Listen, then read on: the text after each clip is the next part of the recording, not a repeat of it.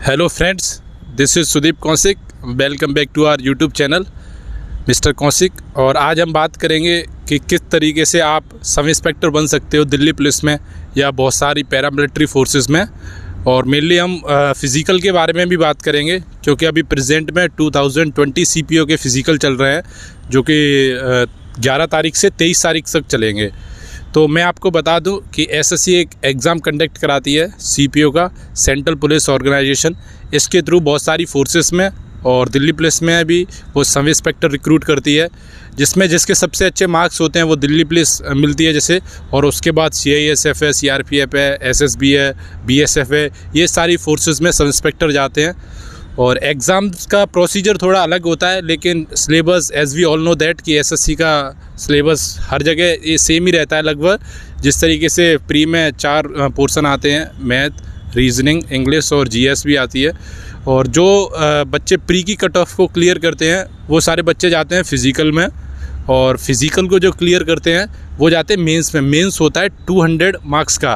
तो इसीलिए सबसे जो जल्दी और सबसे अच्छी एक अपॉर्चुनिटी होती है कि अगर कोई जल्दी से जल्दी सब इंस्पेक्टर बनना चाहता है और जिसकी थोड़ी बहुत ठीक ठाक इंग्लिश है, क्योंकि मेंस में 200 मार्क्स की इंग्लिश ही आनी है, तो ऑब्वियसली जिसकी अच्छी इंग्लिश होगी वो अच्छे मार्क्स भी ला पाएगा।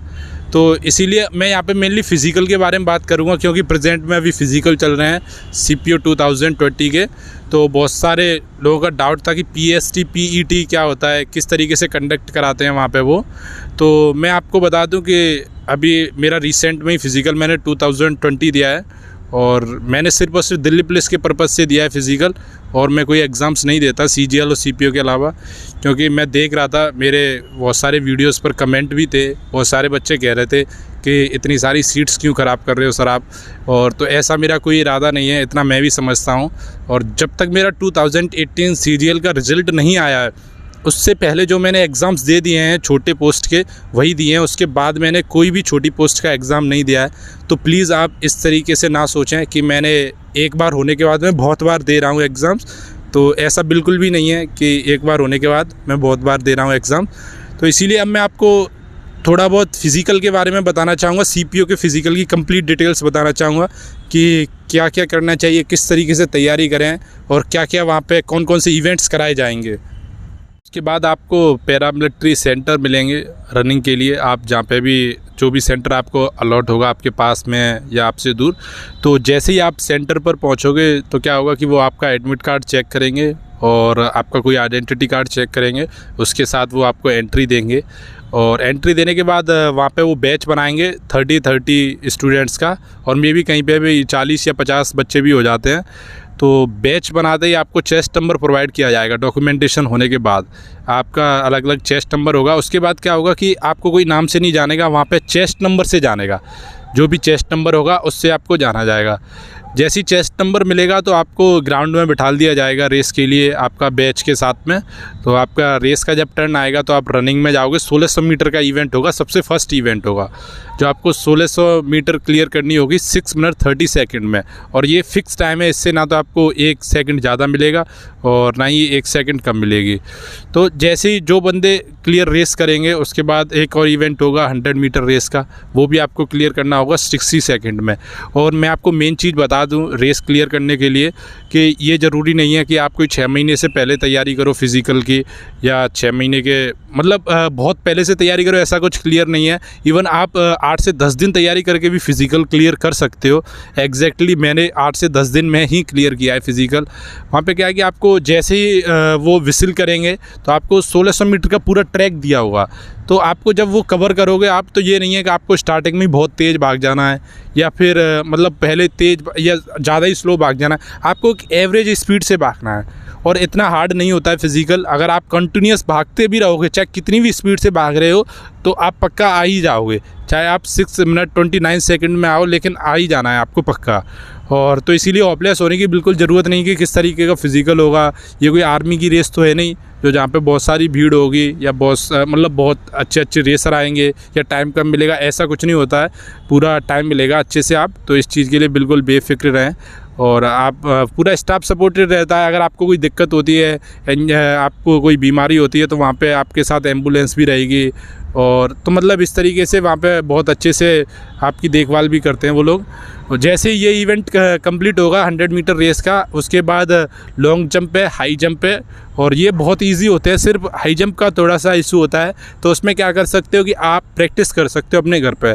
प्रैक्टिस कैसे करनी है मैं आपको बताता हूँ कि आपको अपने टॉय पर जंप करना सीखना है। अपने पैरों के जो अंगूठे होते हैं उन पर आप जंप करोगे डेली सुबह शाम, तो उस तरीके से हाई जंप भी हो जाती है क्लियर। 120 सेंटीमीटर की हाई जंप उसमें मांगी जाती है, और इसी तरीके से लॉन्ग जंप होती है, और शॉर्ट पुट होता है। ये बहुत इजी इवेंट होते हैं, इनमें कोई बाहर नहीं होता है। जो सबसे ज़्यादा बच्चे बाहर होते हैं वो होते हैं सिर्फ और सिर्फ रेस में। तो इसीलिए आपको मेन फोकस जो रखना है, आपको रेस की तैयारी करनी है। और ये नहीं है कि आप अगर मैंने 8-10 दिन कह दी तो आप 8-10 दिन ही तैयारी करो। आप अपने हिसाब से, कैपेसिटी के हिसाब से, कोई 1 महीना लगता है, किसी को 2 महीने लगते हैं। अगर किसी का वेट ज़्यादा है तो ऑब्वियसली उसे टाइम तो थोड़ा बहुत ज़्यादा लगेगा ही। तो ये एकदम कंप्लीट डिटेल है सीपीओ के फ़िज़िकल के बारे में। और भी मैं अपना एक्सपीरियंस शेयर करूँगा, जैसे मेडिकल में क्या होता है सीपीओ के में। अब जो बच्चे सीपीओ फ़िज़िकल करते हैं तो क्या होता है, सीपीओ फ़िज़िकल करने के बाद बहुत कम बच्चे रह जाते हैं, इसीलिए सिलेक्शन का रेशियो सीपीओ में ज़्यादा होता है। जिसकी हाइट अच्छी होती है और जिसका फ़िज़िकल अच्छा होता है वो सीपीओ में बहुत जल्दी से जल्दी सिलेक्शन पा सकता है। जब आपका ये सारा ग्राउंड का जो टेस्टिंग हो जाएगी, उसके बाद क्या है कि आपको वो थोड़ा बहुत टाइम देंगे, क्योंकि वहाँ पे जो डिप्टी कमांडेंट और जो कमांडिंग ऑफिसर होंगे वो लंच के लिए या ब्रेकफास्ट के लिए उनका जो भी टाइम स्लॉट रहेगा उसमें जाएंगे। तो आपको वहाँ पे रेस्ट मिलेगा, थोड़ा बहुत वहाँ पे कैंटीन अरेंजमेंट भी मिलेगा, तो वहाँ पे खाने पीने की भी आपकी सारी व्यवस्था होगी। और इसके बाद सिंपली आपका मेज़रमेंट होगा हाइट, वेट, चेस्ट, और इसके साथ साथ आपको जो भी बच्चे क्लियर होंगे उसके बाद क्लियर का सर्टिफिकेट भी मिलेगा जिसमें लिखा होगा क्वालिफाइड। तो आप जिस तरीके से स्क्रीन पे देख पा रहे हैं ये मेरा सर्टिफिकेट है। जो बच्चे क्लियर करते हैं उससे मिलता है, और जो नहीं भी करते हैं उससे भी मिलता है डिस्क्वालीफाई का। तो यहाँ से जो बच्चे क्लियर करेंगे वो जाएंगे मेंस में। तो मेंस होता है 200 मार्क्स का, और उसके बाद होता है मेडिकल होता है। तो उस मेडिकल और सबके बारे में कंप्लीट डिटेल्स में हम बात भी करेंगे नेक्स्ट वीडियोस में। लेकिन सबसे मेन चीज़ मैं आपको ये बता देना चाहता हूँ कि जिस तरीके से आजकल ग्रेजुएशन करने के बाद बहुत सारे लोग जॉब्स के लिए भटकते हैं, लेकिन जिसके पास एक अच्छी हाइट है और जो कि ठीक ठाक पढ़ सकता है, तो वो इसमें सबसे जल्दी सब इंस्पेक्टर बन सकता है। किसी भी फोर्स में एक अच्छी, एक रेपुटेटेड जॉब पा सकता है, और 2 स्टार लग सकते हैं बहुत जल्दी से जल्दी। तो इसीलिए मेरे हिसाब से बहुत अच्छा है कि आप जो भी अपीयरिंग में हो, ग्रेजुएशन में जो भी तैयारी करना चाहता है सब इंस्पेक्टर इन दिल्ली पुलिस में, तो वो अच्छे से बन सकता है। और सबसे ज़्यादा इंग्लिश पे फोकस रखना चाहिए। इंग्लिश जो आती है इसमें 50 मार्क्स की प्री में आती है, 200 मार्क्स की मेंस में आती है। तो सबसे ज़्यादा जो मार्क्स कंप्राइज करती है वो इंग्लिश करती है, इसीलिए मेनली इंग्लिश पे ध्यान देना चाहिए। और लड़कियां और लड़कों की कट ऑफ में इसमें बहुत सारा डिफरेंस रहता है। लड़कियों के लिए सबसे अच्छी अपॉर्चुनिटी यही होती है, सबसे जल्दी क्लियर कर सकती हैं वो। रेस, फिज़िकल भी इसमें लड़कियों के लिए बहुत कम होता है। तो इसीलिए आज मेरा यही पर्पज़ था। मैं आपको बता देता हूँ 2019 से जो मेरी सीपीओ की कैटेगरी रैंक बन रही है, ऑल इंडिया रैंक अंडर 100 बन रही है। तो देखते हैं कि कौन सी पोस्ट मिलेगी। और सिर्फ मैं दिल्ली पुलिस के लिए दे रहा हूँ ये एग्ज़ाम, और जैसी दिल्ली पुलिस मिलती है उसके बाद मैं ये एग्ज़ाम नहीं दूंगा। फ़िज़िकल को क्लियर करने के बाद इतने कम बच्चे रह जाते हैं कि जो मेंस में जाता है वो इजीली क्लियर कर लेता है मेंस को।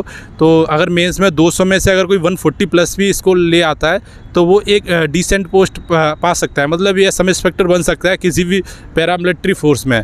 तो इसीलिए इसमें एक तो सिलेक्शन का रेशियो ज़्यादा रहता है, फिज़िकल में बच्चे बहुत सारे हट जाते हैं, तो इसीलिए बहुत कम बच्चे वहाँ तक पहुँच पाते हैं फाइनल तक।